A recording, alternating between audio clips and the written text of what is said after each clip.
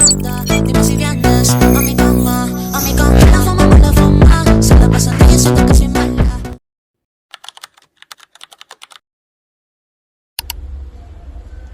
Assalamualaikum warahmatullahi wabarakatuh. Halo semuanya, izin memperkenalkan diri. Nama saya Rizna Ayu Amalia dengan NPM 25762026. Jadi pada kesempatan kali ini, izinkan saya membahas aspek biokimiawi, mikrobial, korosi dan alternatif penanggulangannya berbasis bahan alam. Kita akan kumpas tuntas siapa pelakunya, bagaimana mekanismenya, seberapa besar dampaknya, dan bagaimana kekayaan alam Indonesia bisa menjadi solusi masa depan yang ramah lingkungan. Bayangin, pipa gas bawah tanah tiba-tiba bocor, atau tangki stainless steel di pabrik bolong gede. Penyebabnya bukan gempa, tapi bakteri. Iya, mikroba seukuran mikron bisa bikin rugi miliaran rupiah. A few moments later. Ya, ini namanya mikrobial korosi. Korosi yang disebabkan aktivitas mikroorganisme. Di video kali ini, kita akan bahas tuntas siapa pelakunya, gimana prosesnya, dampaknya, dan cara ngelawannya pakai bahan alam. Jadi, korosi itu apa sih? Korosi adalah degradasi logam karena reaksi reduksi oksidasi sama lingkungannya.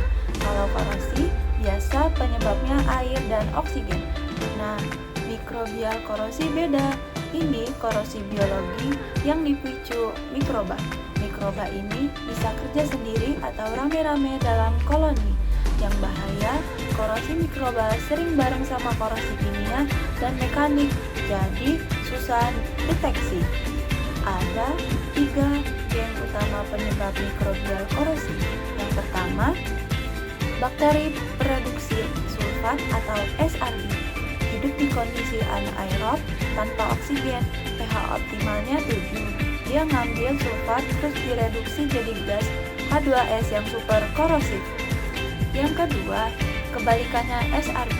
Contohnya Thiobacillus. Dia hidup pakai oksigen, mengubah sulfur jadi asam sulfat.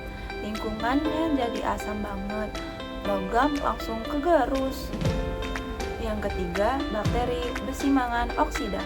Bakteri ini mengoksidasi Fe2+ jadi Fe3+, bikin gundukan karat namanya tube di permukaan baja. Di bawah gundukan itu oksigen habis, malah jadi sarang SRB tambahan. Bahannya jamur, alga, protozoa juga ikut bantu ciptain lingkungan yang cocok buat bakteri korosi tumbuh. Semua mikroba ini nempel di logam bikin biofilm cuma dalam 2-4 jam. Biofilm ini yang bikin korosi lokal makin parah.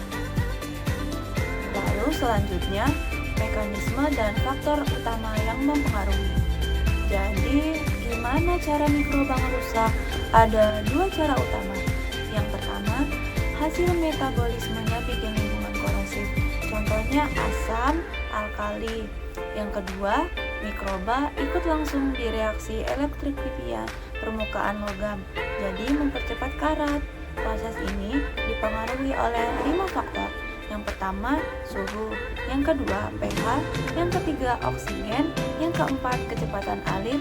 Dan yang kelima, kebersihan. Lalu, dampaknya tadi industri. Seberapa parah dampaknya? Gede banget. Di Inggris, 10% kerugian korosi logam itu gara-gara mikroba.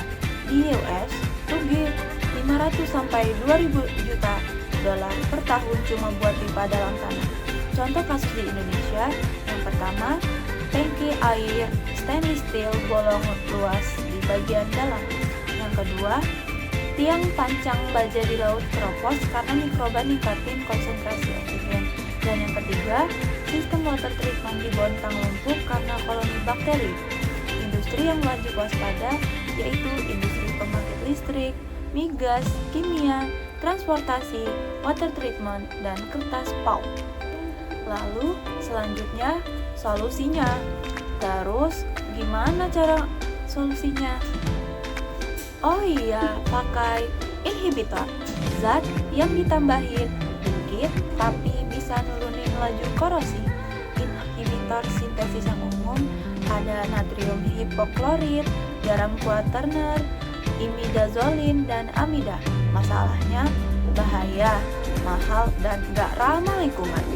Tapi Indonesia kan kaya banget, jadi kita bisa pakai ekstrak bahan alam, yaitu ada daun tembakau, teh, kopi, lidah buaya, daun pepaya ternyata bisa jadi inhibitor. Kok bisa? Karena mengandung atom NOPS yang punya pasangan elektron bebas. Elektron ini berfungsi sebagai ligan, nempel ke permukaan logam, bikin lapisan pelindung. Jadi, mikroba susah nempel dan logam aman. Ini murah, aman, dan hijau. Jadi, mikrobial korosi itu nyata, disebabkan oleh mikroba kayak SRB dan Thiobacillus lewat mekanisme biokimiawi yang kompleks. Dampaknya, rugi miliaran dan bisa bahayain kesehatan. Tapi, Indonesia punya potensi besar dari keanekaragaman hayati buat ngembangin inhibitor ramah lingkungan. Riset biokimiawi bahan alam ini penting banget buat industri masa depan. Udah siap lawan karat pakai kopi sama teh? Jadi kita udah di penghujung nih. Dari pembahasan yang saya jelaskan tadi, dapat disimpulkan bahwa yang pertama, mikrobial korosi adalah degradasi logam akibat aktivitas mikroorganisme yang bekerja secara biokimiawi, bukan hanya faktor kimia fisika biasa. Yang kedua, mikroba utama penyebabnya adalah bakteri pereduksi sulfat, bakteri pengoksidasi sulfur sulfida, dan bakteri besi mangan oksida yang membentuk biofilm dan menciptakan lingkungan korosif melalui H2S atau asam sulfat. Yang ketiga, dampaknya sangat signifikan bagi dunia industri seperti migas, PLTU, water treatment, dan kimia dengan kerugian mencapai miliaran rupiah per tahun. Yang keempat, penanggulangan dengan inhibitor sintesis memang efektif, namun memiliki kelemahan dari sisi biaya, bahaya, dan tidak ramah lingkungan. Yang kelima, ekstrak bahan alam seperti daun tembakau, teh, kopi, lidah buaya, dan daun pepaya berpotensi besar sebagai inhibitor alternatif karena mengandung atom NOPS yang dapat melindungi permukaan logam. Potensi ini sangat relevan dikembangkan di Indonesia dengan kekayaan hayatinya. Demikian materi aspek biokimiawi mikrobial korosi dan cara penanggulangannya.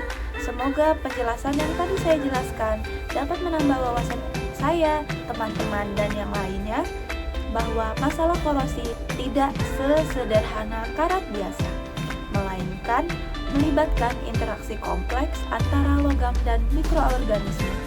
Ke depan, pemanfaatan bahan alam sebagai inhibitor ramah lingkungan menjadi peluang riset yang sangat penting untuk mendukung industri yang berkelanjutan di Indonesia. Saya, Risna Ayu Amalia, dengan NPN 2576226 mengucapkan terima kasih banyak atas perhatiannya. Saya tutup. Wabillahi taufiq wal hidayah. Wassalamualaikum warahmatullahi wabarakatuh. Terima kasih.